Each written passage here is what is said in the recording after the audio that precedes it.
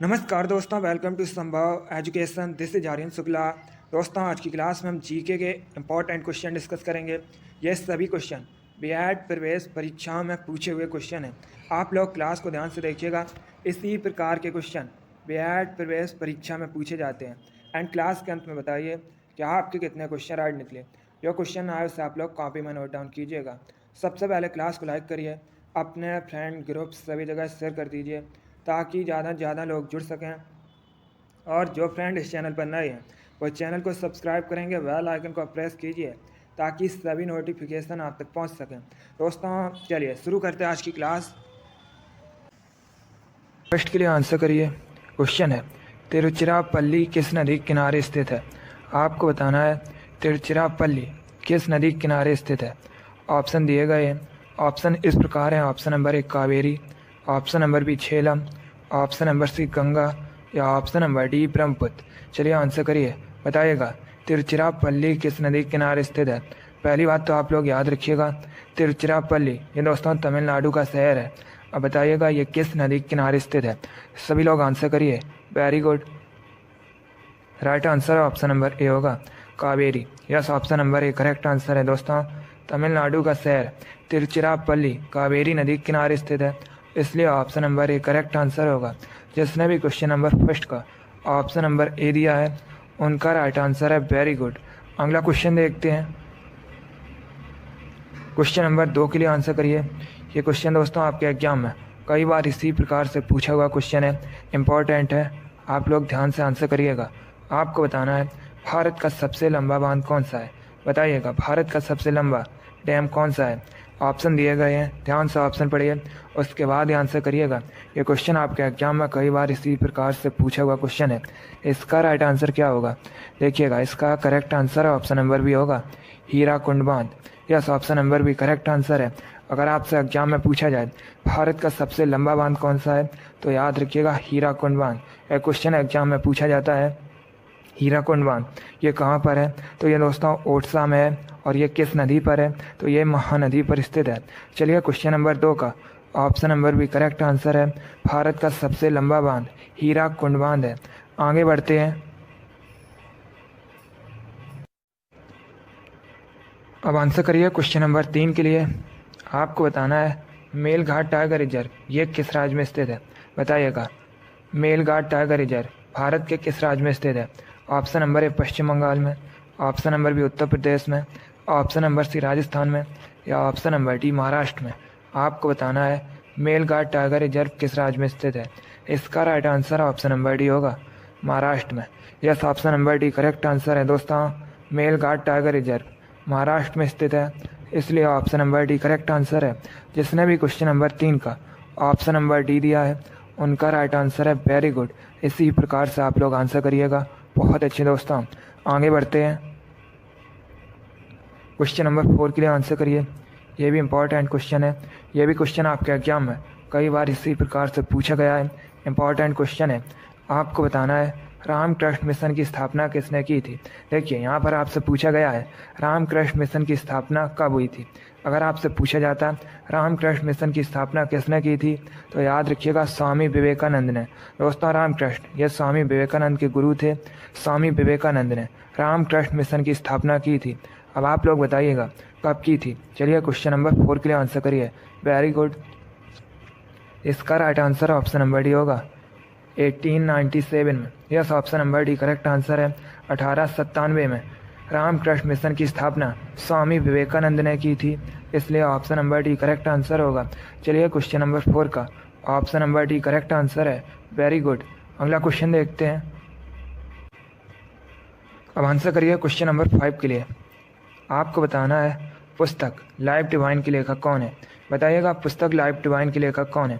Option number A Raja Ram Mohan Roy, option number B doctor Rajendra Prasad, option number C Arvind Ghosh या option number D Indira Gandhi. आपको बताना है पुस्तक लाइफ डिवाइन के लेखक कौन है। चलिए क्वेश्चन नंबर 5 के लिए आंसर करिए। तो कब मत लगाइए, पहले आप लोग ध्यान से ऑप्शन पढ़िए, उसके बाद ही आंसर करिएगा। आपको बताना है पुस्तक लाइफ डिवाइन के लेखक कौन है। Right answer option number C होगा, Arvind Ghosh. Yes, option number C correct answer है। अरविंद घोष ने लाइफ डिवाइन नामक पुस्तक लिखी है। अगला क्वेश्चन देखते हैं। क्वेश्चन नंबर 6 के लिए आंसर करिए। साइंस से संबंधित क्वेश्चन है, आपको बताना है किलोवाट घंटा किसका मात्रक है, बताइएगा किलोवाट घंटा किसका यूनिट है। क्वेश्चन नंबर 6 के लिए आंसर करिए। वेरी गुड, इसका right answer option number A होगा, ऊर्जा का। Yes, option number A correct answer है दोस्तों। किलोवाट घंटा ऊर्जा का मात्रक है, इसलिए option number A correct answer है। ये भी क्वेश्चन आपके एग्जाम में इसी प्रकार से पूछा हुआ क्वेश्चन है। आगे बढ़ते हैं, क्वेश्चन नंबर 7 के लिए आंसर करिए। ये क्वेश्चन मैंने आपको पहले भी बताया है, तो आप लोग राइट आंसर करिएगा। आपको बताना है औरंग राष्ट्रीय उद्यान, औरंग नेशनल पार्क कहाँ पर स्थित है। चलिए क्वेश्चन नंबर 7 के लिए आंसर करिएगा। दोस्तों आपके एग्जाम में इसी प्रकार के क्वेश्चन पूछे जाते हैं, तो आप लोग ध्यान से क्लास को देखिएगा और क्लास के अंत में अपना स्कोर जरूर बताइएगा कि आपके कितने क्वेश्चन राइट निकले। क्वेश्चन नंबर 7 के लिए आंसर करिए। आपको बताना है औरंग राष्ट्रीय उद्यान, औरंग नेशनल पार्क कहाँ पर स्थित है। ऑप्शन इस प्रकार है, ऑप्शन नंबर ए असम में, option number B Uttar Pradesh में, ऑप्शन नंबर सी मिजोरम में, या option number D Madhya Pradesh में। चलिए सभी लोग जल्दी से आंसर करिएगा।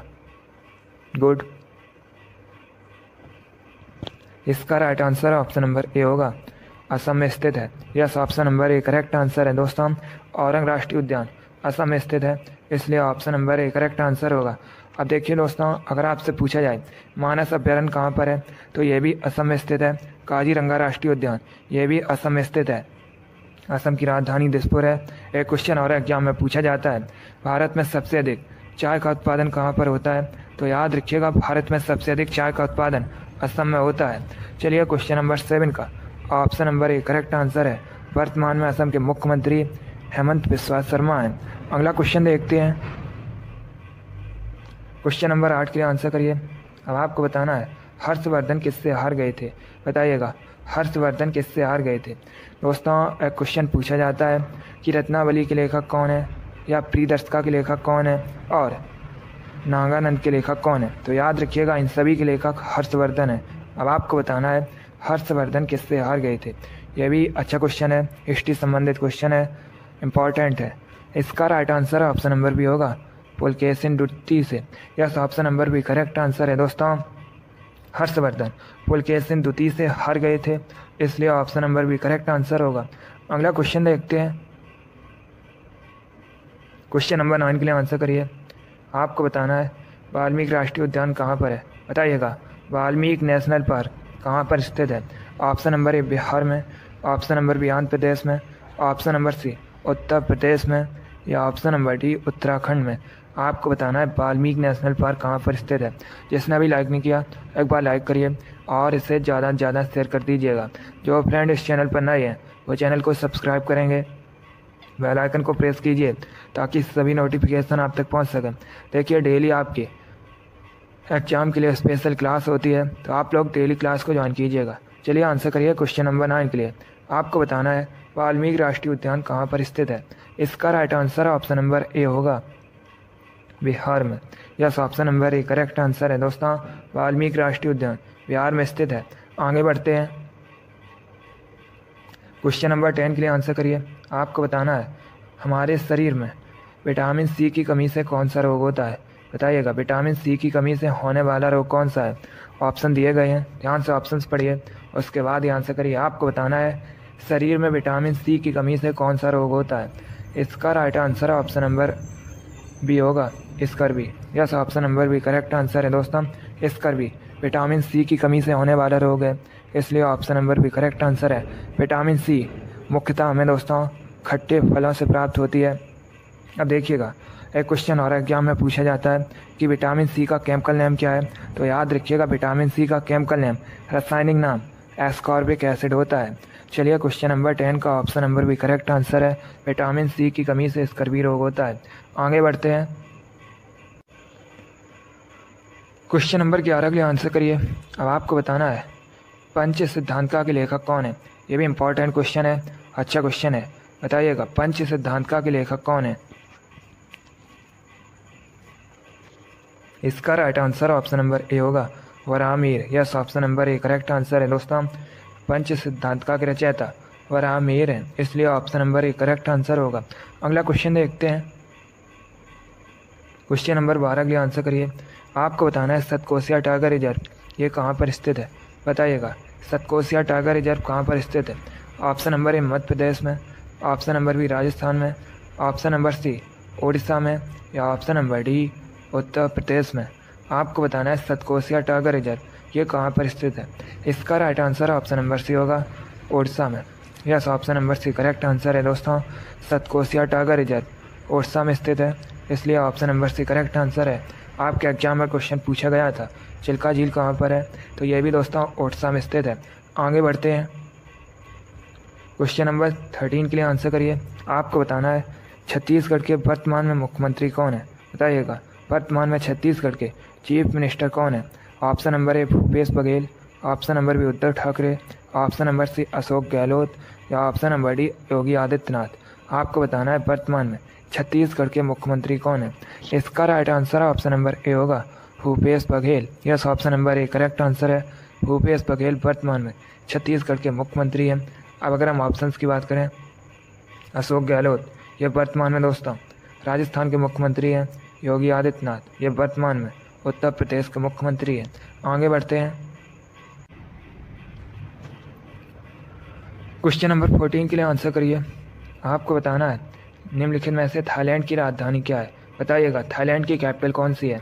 Option number A Bangkok, option number B Tokyo, option number C Kathmandu या ऑप्शन नंबर डी थिम्पू। आपको बताना है थाईलैंड की राजधानी क्या है। चलिए क्वेश्चन नंबर 14 के लिए आंसर करिएगा। गुड,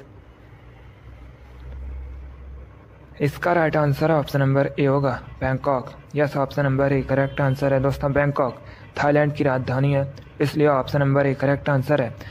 टोक्यो ये जापान की राजधानी है, काठमांडू नेपाल की राजधानी है, थिम्पू भूटान की राजधानी है।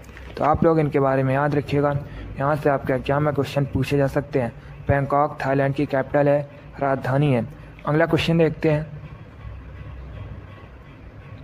क्वेश्चन नंबर 15 के लिए आंसर करिए। क्वेश्चन है दोस्तों, निम्नलिखित में से कौन सा युग्म सही सुमेलित नहीं है? ये 4 ऑप्शन दिए गए हैं। चारों ऑप्शंस को आप लोग ध्यान से पढ़िए और बताइएगा कौन सा ऑप्शन गलत है। चलिए क्वेश्चन नंबर 15 के लिए आंसर करिए। निम्नलिखित में से कौन सा युग्म सही सुमेलित नहीं है? देखिए इसका राइट आंसर क्या होगा दोस्तों, पानीपत का प्रथम युद्ध ये तो 1526 में हुआ था, तो ये ऑप्शन तो सही है। ऑप्शन नंबर बी खानवा का युद्ध ये भी दोस्तों 1527 में हुआ था, तो ये भी ऑप्शन सही है। ऑप्शन नंबर सी घाघरा का युद्ध ये भी 1529 में हुआ था, तो ये भी ऑप्शन सही है दोस्तों। अब अगर हम ऑप्शन नंबर डी की बात करें, चंदेरी का युद्ध, तो ये दोस्तों 1528 में हुआ था, इसलिए ऑप्शन नंबर डी गलत है। तो आपका right answer option number D होगा, चंदेरी का युद्ध 1528 में हुआ था। यही दोस्तों ऑप्शन सही सम्मिलित नहीं है। चलिए क्वेश्चन नंबर 15 का option number D correct answer है। तो आप लोग इनके बारे में याद रखिएगा। पानीपत का प्रथम युद्ध 1526 में हुआ था, खानवा का युद्ध 1527 में हुआ था, घाघरा का युद्ध ये 1529 में हुआ था और चंदेरी का युद्ध ये 1528 में हुआ था। क्वेश्चन नंबर 15 का option number D correct answer होगा। आगे बढ़ते हैं, क्वेश्चन नंबर 16 के लिए आंसर करिएगा। क्वेश्चन है दोस्तों साइंस से संबंधित है। आपको बताना है आवृत्ति का एसआई मात्रक क्या है, बताइएगा। आवृत्ति का एसआई मात्रक क्या है? ऑप्शंस दिए गए हैं, ध्यान से आप लोग ऑप्शन पढ़िए, उसके बाद आंसर करिएगा। गुड, क्लास के अंत में अपना स्कोर जरूर बताइए कि आपके कितने क्वेश्चन राइट निकले। इसका right answer option number C होगा, hertz. Yes, option number C correct answer है दोस्तों, हर्ट्ज आवृत्ति का एसआई मात्रक है, इसलिए option number C correct answer होगा। क्वेश्चन नंबर 16 का option number C correct answer है। वेरी गुड, बहुत अच्छे। आगे बढ़ते हैं, क्वेश्चन नंबर 17 के लिए आंसर करिए। क्वेश्चन है दोस्तों किसे सफ़ेद सोना कहा जाता है? आपको बताना है सफ़ेद सोना किसे कहा जाता है। ऑप्शन नंबर ए प्लेटिनम को, ऑप्शन नंबर बी बॉटो को, ऑप्शन नंबर सी मरकरी को या ऑप्शन नंबर डी ब्रोमीन को। बताइएगा किसे सफ़ेद सोना वाइट गोल्ड कहा जाता है। चलिए क्वेश्चन नंबर 17 के लिए आंसर करिएगा। इसका right answer option number A होगा, प्लेटिनम को। Yes, option number A correct answer है। प्लेटिनम को सफ़ेद सोना वाइट गोल्ड कहा जाता है। क्वेश्चन नंबर 17 का option number A correct answer है। आगे बढ़ते हैं, क्वेश्चन नंबर 18 के लिए आंसर करिए। ये भी इम्पोर्टेंट क्वेश्चन है। ये भी क्वेश्चन आपके एग्जाम में कई बार इसी प्रकार से पूछा हुआ क्वेश्चन है। आपको बताना है दोस्तों, मनुष्य के शरीर में सबसे लंबी हड्डी कौन सी होती है? बताइएगा, मनुष्य के शरीर में जो सबसे लंबी हड्डी होती है उसका नाम क्या है? चलिए क्वेश्चन नंबर 18 के लिए आंसर करिए। ध्यान से ऑप्शन पढ़ लीजिए, उसके बाद आंसर करिएगा। आपको बताना है मनुष्य के शरीर में सबसे लंबी हड्डी कौन सी होती है? इसका right answer option number D होगा, femur. Yes, option number D correct answer है दोस्तों। मनुष्य के शरीर में सबसे लंबी हड्डी फीमर होती है, इसलिए option number D correct answer है। ये दोस्तों मनुष्य के जांघ में होती है। अब अगर आपसे एग्जाम में पूछा जाए मनुष्य के शरीर में सबसे छोटी हड्डी का नाम क्या है, तो दोस्तों स्टेपिस। ये मनुष्य के शरीर की सबसे छोटी हड्डी है। ये कहाँ पर होती है? ये दोस्तों कान में होती है। तो आप लोग इनके बारे में याद रखिएगा, इन क्वेश्चन के बारे में। यहाँ से आपके एग्जाम में क्वेश्चन पूछे जा सकते हैं। अगर आपसे पूछा जाए मनुष्य के शरीर के सबसे लंबी हड्डी का नाम क्या है, तो याद रखिएगा फीमर है। ये दोस्तों मनुष्य के जांघ में होती है। और अगर आपसे पूछा जाए मनुष्य के शरीर में सबसे छोटी हड्डी का नाम क्या है, तो याद रखिएगा स्टेपिस। ये दोस्तों मनुष्य के कान में होती है। चलिए इतना आप लोग याद रखिएगा। क्वेश्चन नंबर 18 का option number D correct answer है। आगे बढ़ते हैं, क्वेश्चन नंबर 19 के लिए आंसर करिए। आपको बताना है गौतम बुद्ध के गुरु कौन थे?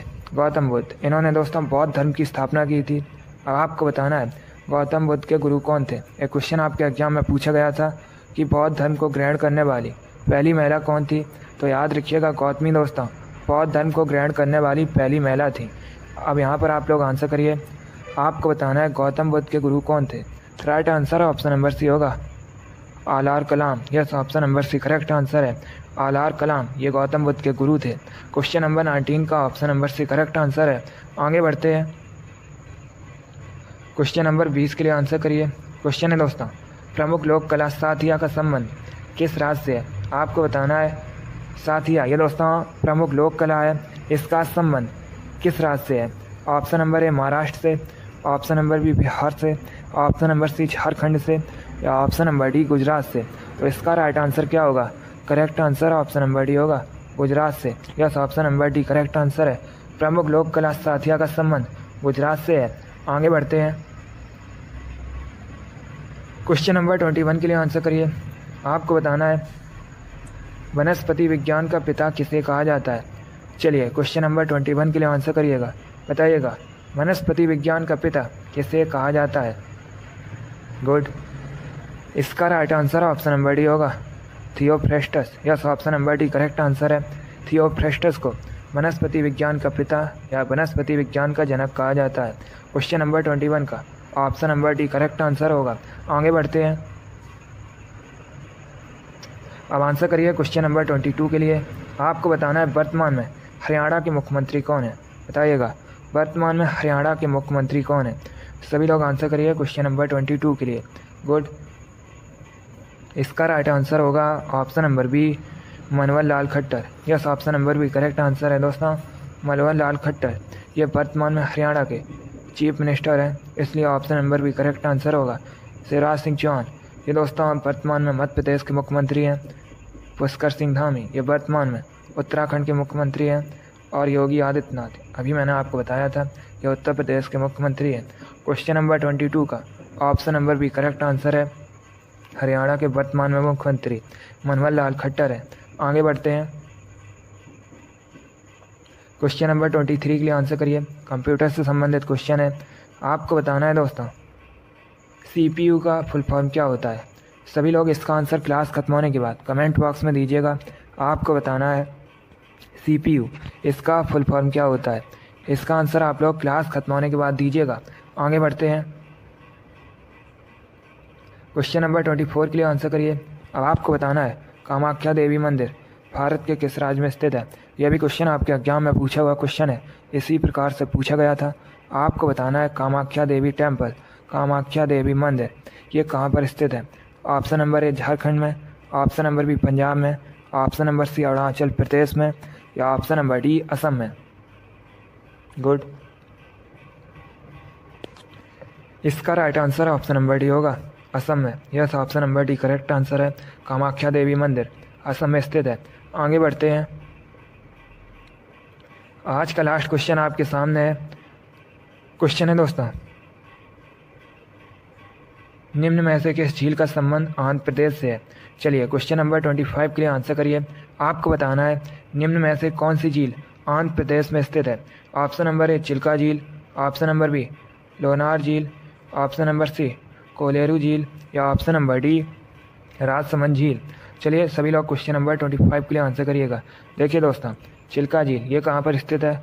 उड़ीसा में स्थित है। लोनार झील ये महाराष्ट्र में स्थित है। कोलेरू झील ये आंध्र प्रदेश में स्थित है।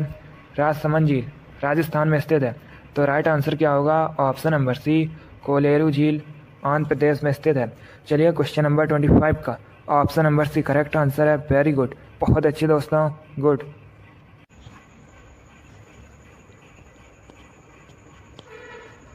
चलिए दोस्तों, आज की क्लास में हमने जीके के इंपॉर्टेंट क्वेश्चन डिस्कस किए with extra fact. I hope आप सभी को ये क्वेश्चन समझ आए होंगे। सो लाइक करिए, शेयर करिए। चैनल पर नए हैं तो चैनल को सब्सक्राइब कीजिए, बेल आइकन को प्रेस कीजिए ताकि सभी नोटिफिकेशन आप तक पहुंच सकें। आप लोग अपना स्कोर कमेंट बॉक्स में ज़रूर बताइए कि आपके कितने क्वेश्चन राइट निकले। इसी के साथ मैं आपको मिलूंगा अगली क्लास में। Thank you guys, thank you for watching. God bless you all.